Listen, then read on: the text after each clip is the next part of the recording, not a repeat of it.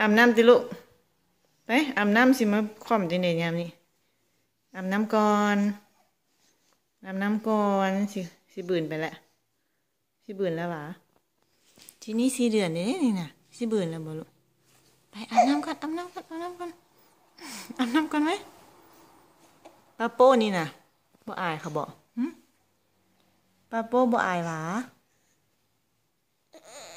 สั้นๆไปสิบ่แม่นเหี่ยวลงใส่บ่อแล้วบ่เอ้าอาบเนาะอาบน้ำกันเนาะแล้วค่อยดินเนาะเนี่ยอาบน้ำกันเนาะค่อยดินเนาะโอเคโอเคโอเคอาบน้ำเนาะโอเคเนาะสินี่เนาะสินี่อาบน้ำกันเนาะสินี่อาบน้ำกันเด้อแล้วค่อยคานบอกสิบื่นแล้วได้4 เดือนเลยนี่เอาสิหัวหรือสิไหายโอเคไปอาบน้ำปะ